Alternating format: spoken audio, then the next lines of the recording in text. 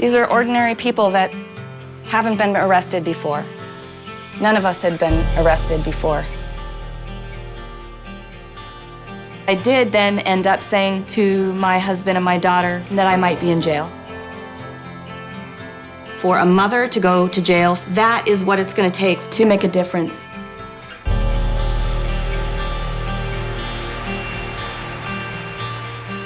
I got to shut off 590,000 barrels of tar sands filled with toxic chemicals.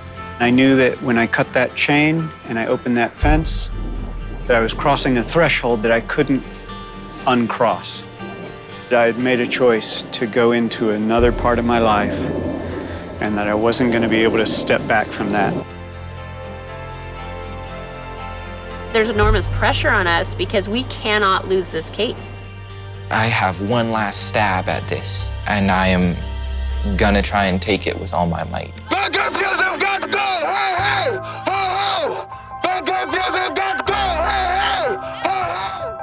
There's this moment when you have to step out of this threshold of your own comfort and take a risk.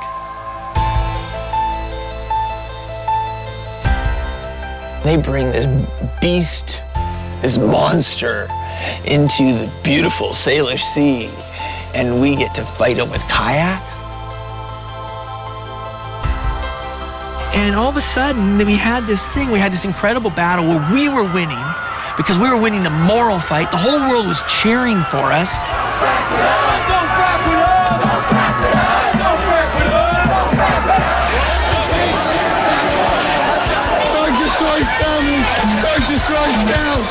Once you join the battle, you're in the battle. You know, then you're in.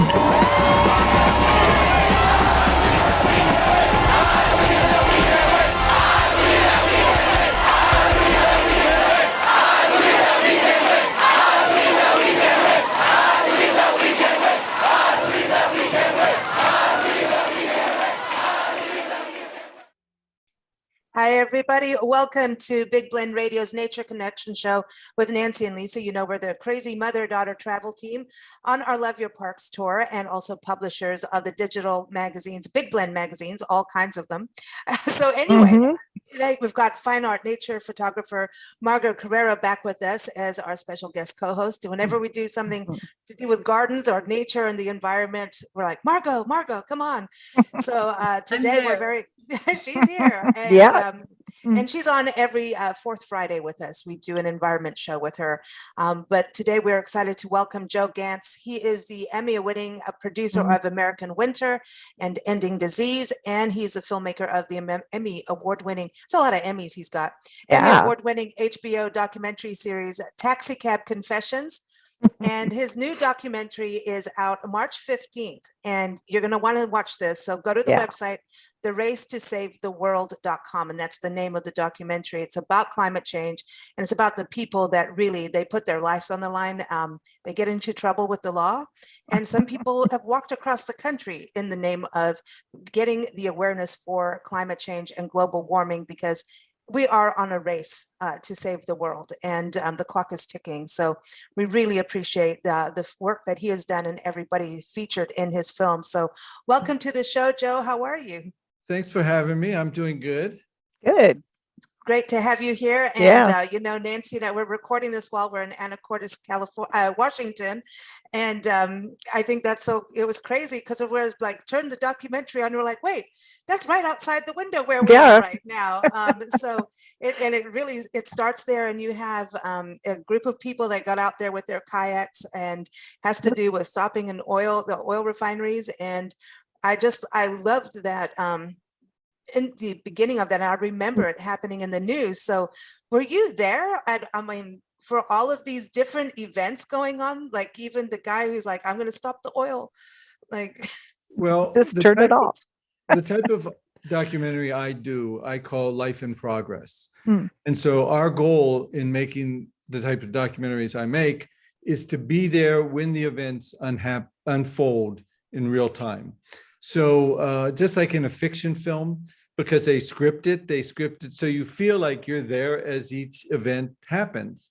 And so I try to be there, not just for the big moments like protests, court cases, arguments, but also for the everyday moments where people are revealed through their relationships and their interactions with loved ones.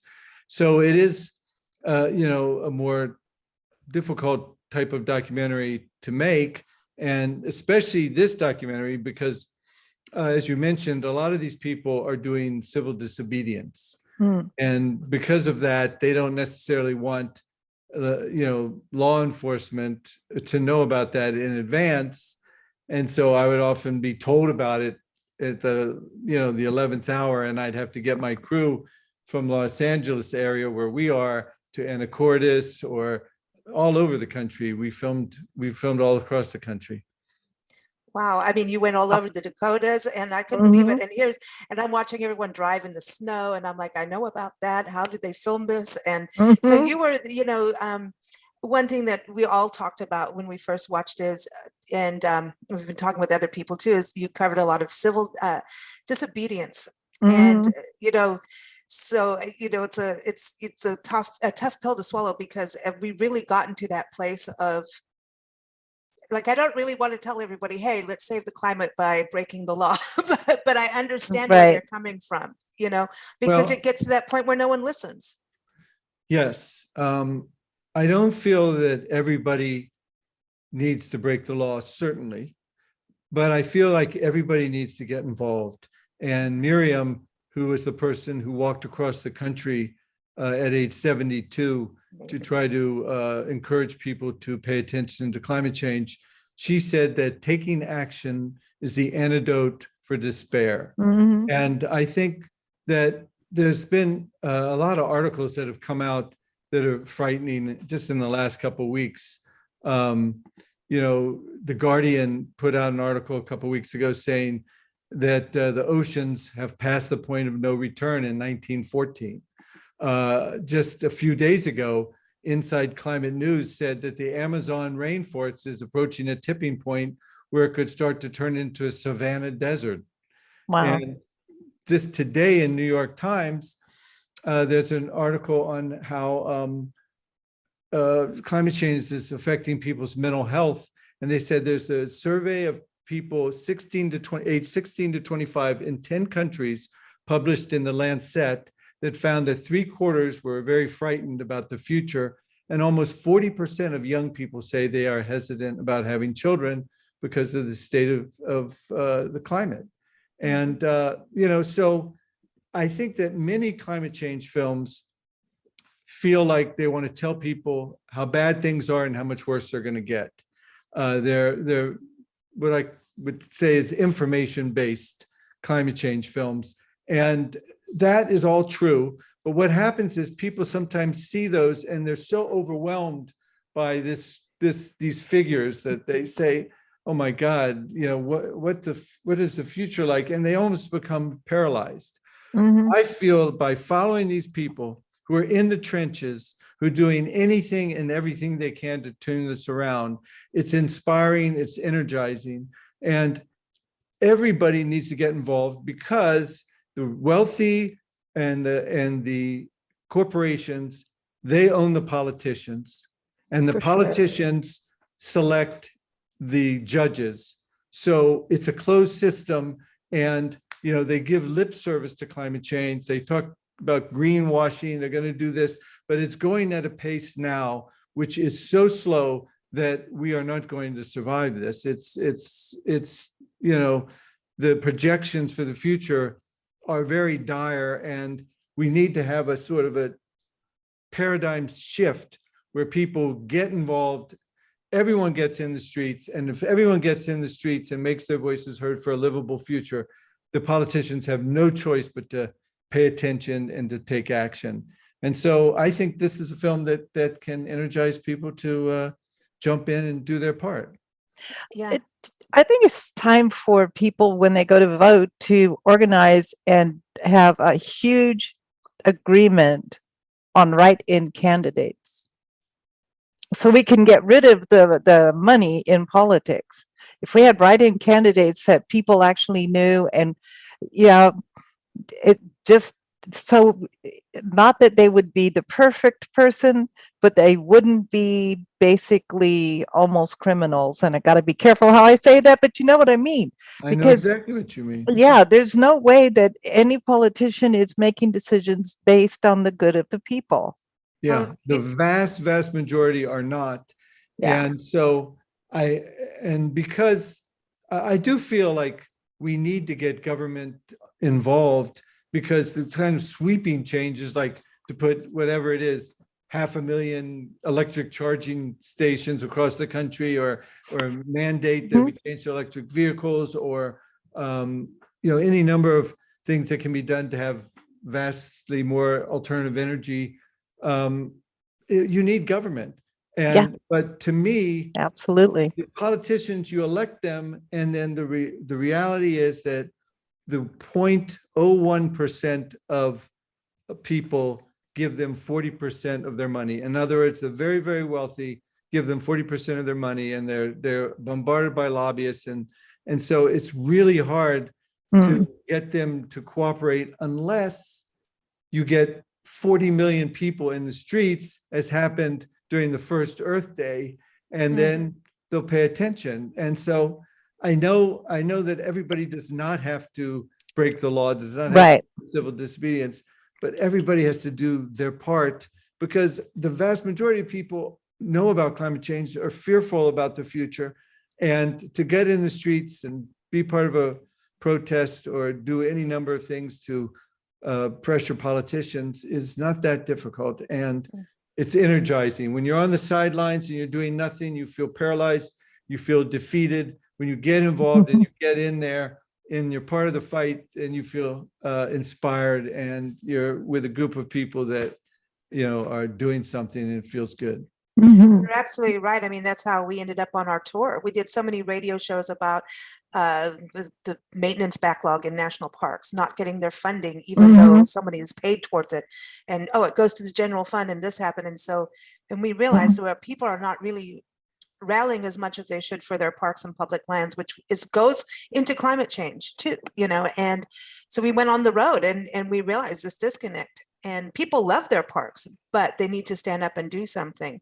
And it feels so much better. Action being the antidote to despair is actually one of my most favorite quotes. Thank you, Joan Baez, who started that. And you've got to think she marched with, Martin Luther King Jr. And, those marches mean something. I get goosebumps thinking about them because, and in your film, what I loved, you covered all ages and youth standing up instead of what the anxiety and depression the youth are feeling right now is a real thing, like you were saying. But to see them get out there with Starbucks cups all over them and tell people, hey, these are not healthy cups. They can make new cups. They can do different things. And, it was inspiring to see all ages. But I think the Earth Day, was it 70 million, he was saying, people? 40 million. 40 million marched on one day. I mean, and Nixon is, and he's a Republican, right? He signed the EPA agreement, Clean Water Act. He even signed the act to save and protect wild horses, which is the only legal thing we have to save and protect wild horses right now. So it's a very powerful thing what you've done, showing people all sides. But I mean, you're seeing moms getting up and stopping trains. I mean, a typical mom, just, suddenly she had no other way to do anything, and she tried all the legal things. Well, these oil trains are actually lethal, and so many go through that area that you're in right now. And there had been some accidents, and when an oil train explodes, the protocol is to back up and not try to fight the fire, that it's just out of control. And so there was a couple explosions, and then one train crashed a mile from this mother's child's school, and it did not explode. But that's when she said, I'm going to do something. And she put herself on a tripod and blocked the train and got taken to court. And there was a court case. And that's part of the film. But, it's something. Today, there are so many things that are overwhelming. We have the pandemic, which we've all been dealing with for 2 years. We're so fatigued from that. Now there's a war in Russia and Ukraine, I should say. And, these are huge things, but if we don't deal with climate change now, it gets worse and worse the longer we put it off. And I felt that COP26 was going to have some agreements that would move things along. It would be a leap forward. And then it happened and nothing really got accomplished. Yeah. So Yeah. I feel now that unless people demand change with climate change to stop climate change, it's going to happen at a pace that is just a joke and nothing's going to be saving us in time. And Marco, that's what you were emailing me last night. You're like, what happened with Joe Biden even? What happened? Yeah. Yeah, know? that's what he ran on, and I haven't seen much movement there, but I'm just concerned that the time, like yourself, the time is running out, and we need to do things now, not in 2030, not in 2050. They say, oh, I'm going to do this by 2030. Well, that might be too late. And so that's one reason we started the show that I'm doing with Nancy and Lisa. And it's to say, what can we do at home as individuals? What can we do as a community, local community? Maybe it's easier to get the local community making the changes, and then going up to the national government. But we can't sit by anymore, and that's what your documentary was all about. We can't sit by and wait. And so I'm really grateful that you did that. You also showed the consequence to the family members by going in and listening, to the children of the people who are doing this work, and seeing what they are, how they're experiencing their parents being put in jail, or the consequences for them. And so it's a clear picture when you do that. And so you're seeing everything around that as well. Yeah, Go ahead. I appreciate that. There's a moment in the film where Michael who turned off the pipeline. He turned off one of the pipelines bringing oil from Canada into the country, and it was off for a matter of minutes. It was a symbolic gesture, and he was sentenced to a year in prison. Wow. But the day before his sentencing, I filmed him, and he says, these corporations are allowed to do whatever they want. They can poison the planet. They can extract all this fossil fuel, and it's creating a disaster with our climate. They can do anything they want, and there's no consequences. But turn off a pipeline, and make this gesture that we have to think about what we're doing, and you have to go to jail. And he was sentenced to a year in prison.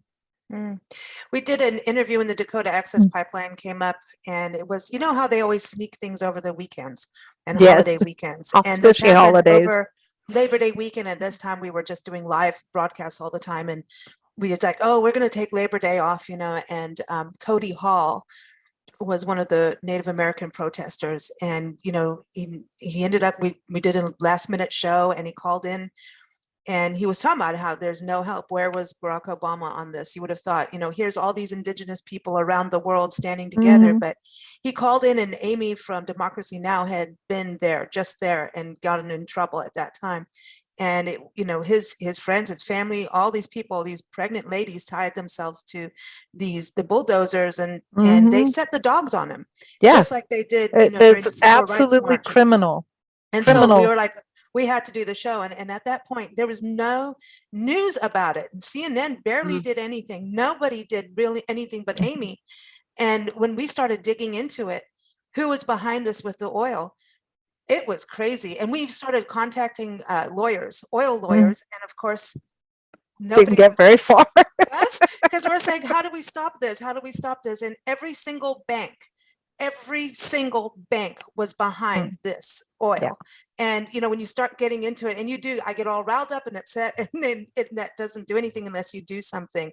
So I think what was really great is you showed that in the documentary, how far the oil chain of money and command goes and that power goes. And, from the railroad to our banks, that Well, was let's talk important. about the stock market then.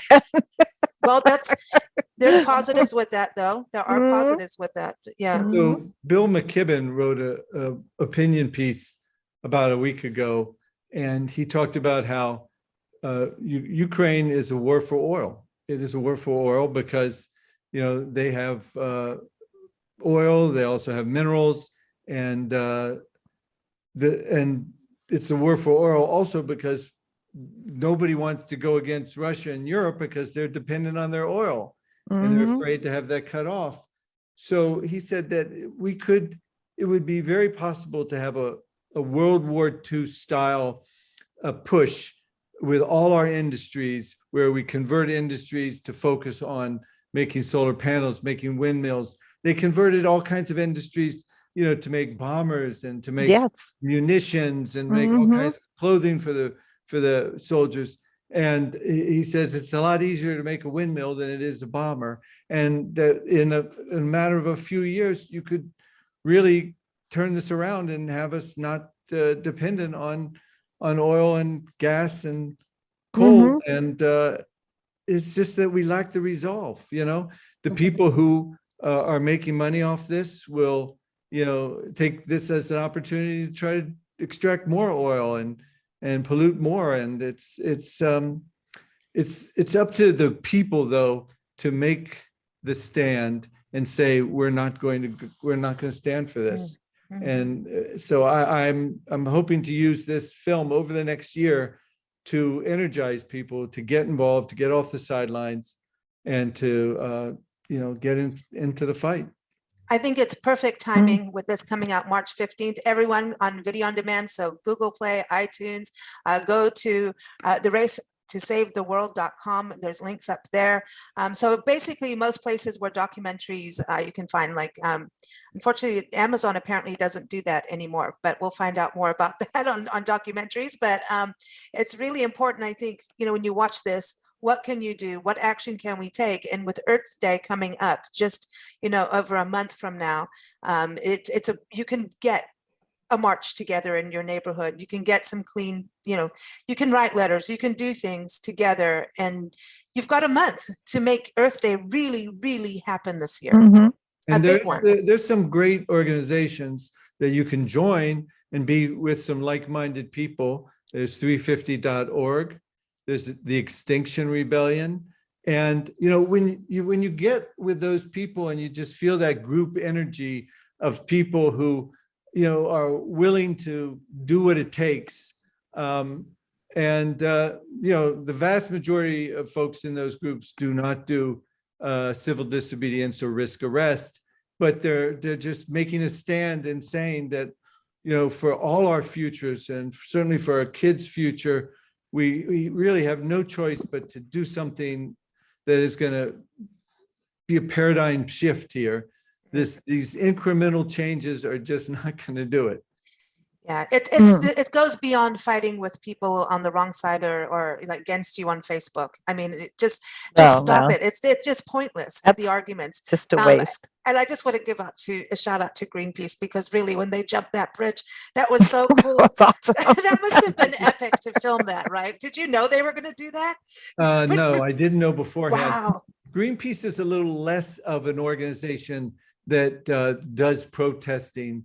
They do more, if I'm correct, they do more events where they solicit people and they do these very filmable events. Like in the film, it was unbelievable. The folks in the kayaktivist group, we're trying to keep the Finnica, which is a support vehicle for an Arctic drilling rig. The support vehicle was the Finnica, and they were trying to get it from leaving the port of Seattle by blocking it. And right as it's coming down the river there to get to the ocean, I think 14 different people repelled from the bridge, and they repelled to a point where it was low enough that the Finnica could not pass without knocking into them. So the Finnica had to turn around. It ended up leaving a couple of days later, but it was effective and it was beautiful. And Mm. these people stayed in their pods under the bridge for like 3 days. Wow. It's amazing because the kayakers went out there. They're not armed. They're just out there. And I just watching the boats like just hit them away. That was like, wow, Wow. dude, that was some Mm. crazy. So, you know, it really makes you think. Your film really makes you think, and it does make you want to get your butt off the couch. You know, watch the film. You can sit on the couch to watch the film, but have a Mhm. notepad and think about it. Think about what to do. So Yeah, everybody really. can do something, whether it's writing letters, Mhm. having a blog, a radio show, whether it's getting involved in these protests. But we just have to show, you know, from that article I just read, at least 3/4 of people are worried about the future with climate change. Mm. But most of those people are kind of silent and kind Mm. of feeling like, what can one person do? Or, you know, how can I make a difference? Well, once we all act in concert, we can make a We difference. can make a We difference. have That's a to really do it. good point, that It everyone is. does something together so that it does make a shift.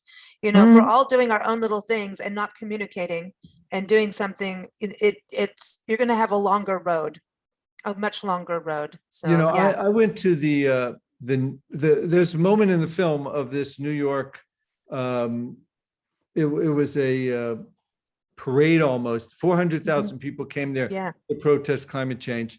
It was so thrilling to be among, you know, almost 500,000 people, all, Wow. you know, making their voices heard for a livable future. And I happened to have my one meeting with the head person from what's that organization you just mentioned? Greenpeace? Greenpeace, yeah. So I had one lunch with her, and I talked about the film, and I mentioned, you know, this parade in New York was so inspiring, and with 400,000 people, you imagine that 9/10 of those have never been to a protest before. And I said, why don't the Greenpeace and 350.org and the Reality Project and Extinction Rebellion, why don't you Get all together. cooperate and have a protest every 2 months in a different city? And I said, you know, if you could just show those kind of numbers, even if maybe you had it in Houston and only 30,000 people showed up, and then you had it in San Francisco and 200, and then you had it in Cincinnati and 100 or whatever, to be in one of those protests gets you involved. And once you're involved, you're in. Once you're in, you're in. So I tried to advocate for all the climate organizations to band together and do a maybe bi-monthly enormous protest in a different city, but it never happened. So Yeah, it's hard to get all the groups together. We've tried to, even on radio shows. Mhm. There is, because the way the nonprofit world has set up, I think, is that they almost pit. They're It's a competition almost for fighting funding, for fighting funding. for funding. And now, especially, I mean, so many nonprofits and organizations lost funding over those certain 4 years. And so now it's a little harder. And so I I will- wonder if it is that. I don't know. I think you're exactly right, and that's the reason. But you know, It's an email blast, everybody. yeah, it's just I like agree. it's just like endorsing this every Mhm. 2 months and getting people in the streets. I mean, the people know about climate change. You can't be a human being alive on this planet and not be aware that these hurricanes are getting worse, these droughts are getting worse, sea levels rising, climate Wildfires. is wildfires in Mm. California and Tornadoes. Washington.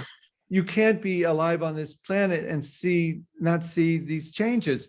So all we have to do is pick some times where we show that everybody or the vast majority of people agree. And so screw the 60% of politicians in this country that are working for the corporations. If 40, 50 million people get in the street, not necessarily at the same time, but those group of people show where they stand, they won't have a choice. We have to make it clear that that people are behind fighting climate change and want changes of a substantial nature now. And if we could manage that, then maybe the right sort of candidates would start to appear because they would know they'd have some real backing. Because right now, it doesn't look like there's real backing for a candidate that really wants to take on big gas and oil. No, Ocean Champions. I don't know what they're doing now, but they were on our show for many years. And you're going to meet Mike Dunmeyer, who's now in offshore wind energy. And he would come on our shows, and Ocean Champions, they raised money just to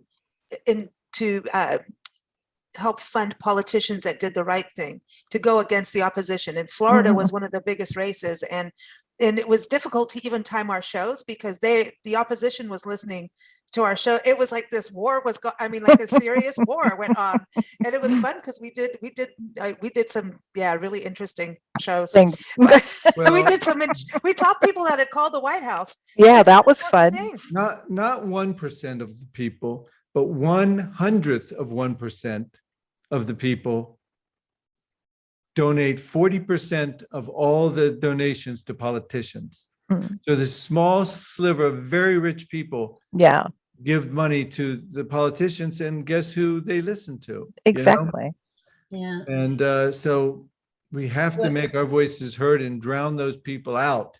Yes. Yeah. Stomp on Where you put your money is important too. Like, instead of sending it to the politicians, send it to an organization that's doing good work and that their work is actually making a difference. And one of those that I like to, that I think have made the most impact in the past couple of years was Earth Justice. Have you heard of them? Yeah. Where they like the young man who went to the courts to get justice for the youth. Earth Justice has been taking these cases on, and they've been winning. The biggest one was down in Florida recently, where they were going to drill in this area that is so rich in nature and sea life that it would have been horrific. So they stopped it, and Biden didn't. Sorry, I don't want to get political. I was going to say Biden didn't do a thing. So He's just going to let it go. So Aji, who is in the poster behind you, Aji's in the poster for Race to Save the World. He and his younger brother were two teenagers in the court case in Washington State and the federal court case that was challenging the idea that young people have the right to a livable future and a livable climate. And miraculously, they won the court case in Washington State, and they were all overjoyed. These are young kids as plaintiffs who are probably anywhere from 7 to 17. Amazing. And then the corporations kept it in, the turnaround, and nothing ever happened. It's gridlock. It's been maybe 8 years since it was first agreed on, and that they won, but nothing substantial has changed. So it's really hard to fight these corporations, and we have to be united if we're going to have a chance. Absolutely. Well, thank you so much for all the work, and also to all the people in the documentary for what they do, and also for opening their lives to you as a documentarian. I think that is really special that they allowed you into, their homes and to see the reality. I think that's something special. Moments. Yeah, I followed very intimate moments in the families with their loved ones and their kids and their. They're awesome. Everyone, theracetosavetheworld.com. Go there March 15th. It's available on Google Play, iTunes, Eventive, YouTube, all those places. So go check it out. And thank you all for joining us. Thank you, Margot. You can keep up at Margot at CarreraFineArtGallery.com if you want some nature inspiration for why we're going to save this planet. And also BigBlendRadio.com. We air daily, so check us out there. Thank you so much. It's been a real pleasure. Thank you, Lisa. Thank you, Nancy. Thank you, Margot. I appreciate it. You take care. Thank you. You too. Nice talking with you. Honor your work. Thank you.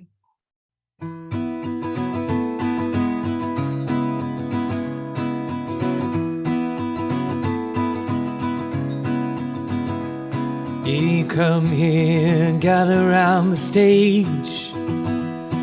The time has come for us to voice our rage against the ones who've trapped us in a cage, to steal from us the value of our wage. From underneath the vestiture of law, the lobbyists at Washington do gnaw. At liberty, the bureaucrats guffaw. And until they are purged, we won't withdraw. We'll occupy the streets, we'll occupy the courts, we'll occupy the offices of you, till you do the bidding of the many, not the few.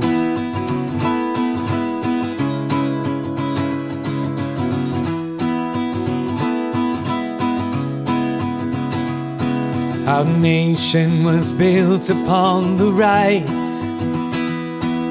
of every person to improve their plight.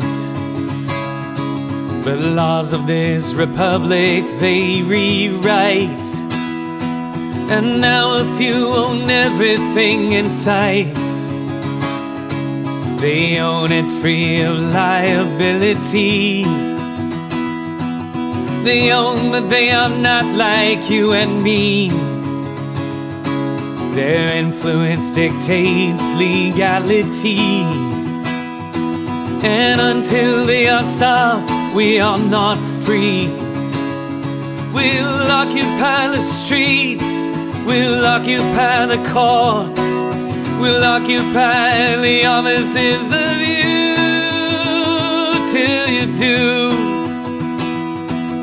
the bidding of the many, not the few.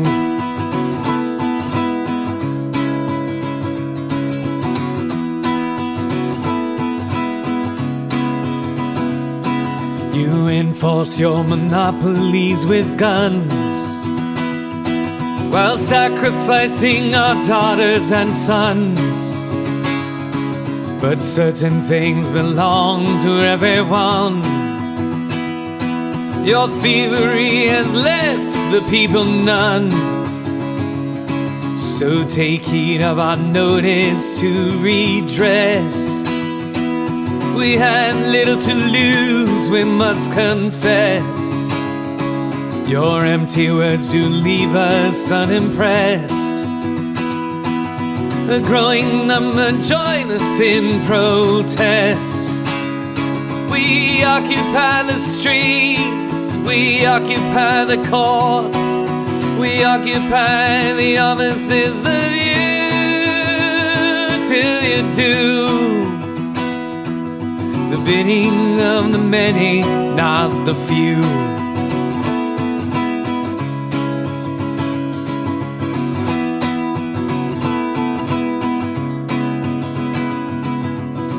You can't divide us into sides,